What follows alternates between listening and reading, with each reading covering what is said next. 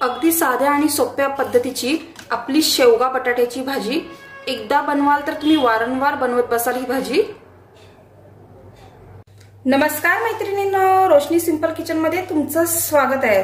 तर सर्वांनाच माहिती आहे शेवगा हा आपल्याला किती एकदम म्हणजे महत्त्वाचा आहे आणि पौष्टिक आहे। त्याच्यात भरपूर प्रमाणात प्रोटीन, कॅल्शियम आणि फायबर असतात आणि लागायलाही तितकाच चविष्ट असतो। तर मी पण आज तुम्हाला शेवग्याचीच रेसिपी दाखवणार आहे, म्हणजे शेवगे बटाट्याची भाजी दाखवणार आहे। तर इथे मी शेवग्याच्या शेंगा घेतलेल्या आहेत, ते व्यवस्थित कापून त्यांची सालं काढून घेतले आणि बटाट्याचे असे मी काप करून घेतलेले आहेत। तर आता आपल्याला या भाजीसाठी काय काय साहित्य लागणार आहे ते आपण पाहूया। आता इथे मी 2 मोठे कांदे घेतलेले आहेत, ते लांब लांब पातळ कापून घेतलेले आहेत। कढीपत्त्याची पाने लागणार आहेत, कोथिंबीर लागणार आहे, इथे ओला नारळ मी खवून घेतलेला आहे आणि इथे मी 2 टोमॅटोची प्युरी करून घेतले। चला तर मग आपण पटकन आपल्या रेसिपीला सुरुवात करूया।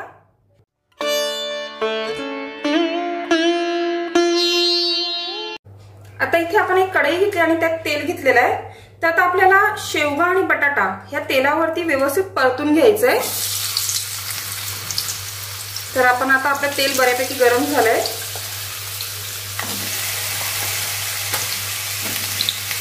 तर हे सर्व आपल्याला त्यांचा रंग बदलेसर आपल्याला तेलावरती परतून घ्यायचंय। आपल्याला गॅसची फ्लेम ही मीडियम टू हाय ठेवायची आहे।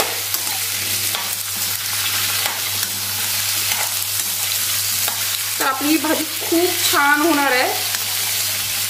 तर आपण आता रंग चेंज होईस तर व्यवस्थित हे सर्व तेलावरती परतून घेऊया। आता आपण ना यावरती झाकण देऊन 5 मिनिटं ह्या व्यवस्थित तेलावरती आपण परतून घेणार आहोत। तर 5 मिनिटं आपण वाट पाहूया आणि आधेमध्ये मी हलवून सुद्धा घेणार आहे। आता हे पहा, आपलं थोडंसं परतून झालंय। तर आता आपले बटाट्याची शेंगा शिजलेल्या नाहीत, आपण थोडंसंच परतून घेतलंय। आता आपण हे सर्व काढून घेऊया।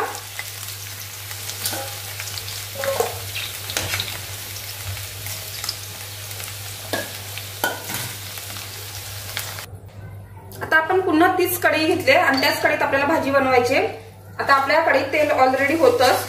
आता आपण यात मोहरी घालूया। मोहरी छान आपल्याला तडतडून द्यायची आहे।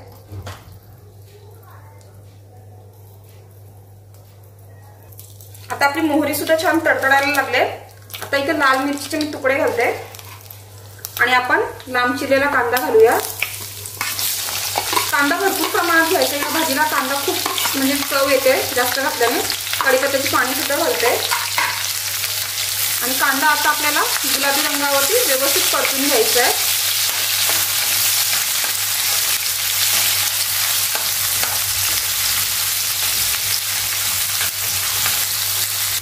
आता आपला कांदा मस्त गुलाबी रंगावरती झालाय परतून। आता आपण आपली टोमॅटोची प्युरी घालूया आणि ही सुद्धा आपल्याला व्यवस्थित परतून घ्यायची आहे, जेणेकरून आपल्या टोमॅटोचा कच्चेपणा निघून जाईल। हे सुद्धा आता आपण 5 मिनिटं व्यवस्थित परतून घेऊया आणि यात आपण आता थोडंसं मीठ घालूया।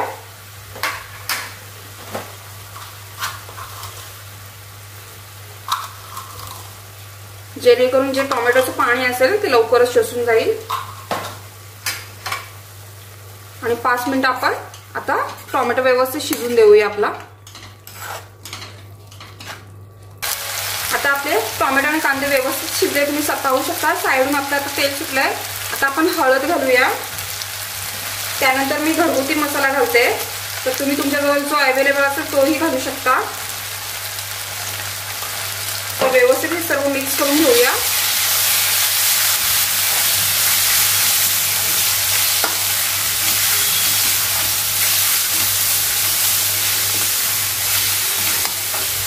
आता आपले मसाले सुद्धा व्यवस्थित परतून झालेले आहेत। आता आपण इथे आलं लसूण पेस्ट घातलेली नाहीये, तर आपल्याला फक्त याच्यात कांदा आणि टोमॅटोचा फ्लेवर आणायचा आहे।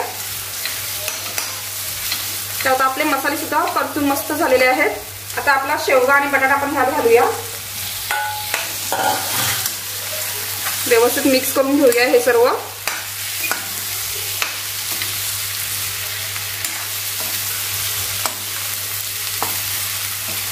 एकदम वेगळ्या पद्धतीची भाजी आहे, लागायला पण तितकीच भन्नाट लागते ही भाजी। आता आपण आपल्या गरजेनुसार पाणी घालूया, म्हणजे तुम्हाला केवढी ग्रेव्ही हवी आहे किंवा रस्सा हवा आहे त्यानुसार तुम्ही यात पाणी घालू शकता। व्यवस्थित मिक्स करूया हे सर्व। आणि आता माझी गॅसची फ्लेम फास्टच आहे, तर मी एक उकळी आणून देणार आहे आणि एका उकळीनंतर मी गॅसची फ्लेम स्लो ठेवणार आहे आणि 10 ते 15 मिनिटं आपण व्यवस्थित आपला शेवगा आणि बटाटा शिजून देणार आहोत। चला तर आता आपण आपली भाजी पाहूया। वाह, तुम्ही पाहू शकता रंग किती सुरेख आलाय आणि लागायला पण तेवढीच भन्नाट लागणार आहे आपली भाजी।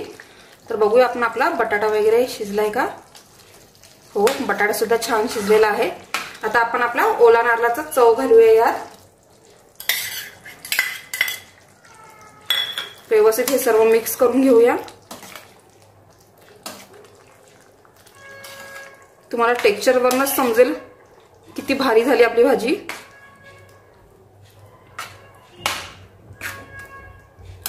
आता आपलं सर्व मिक्स करून झालेलंच आहे।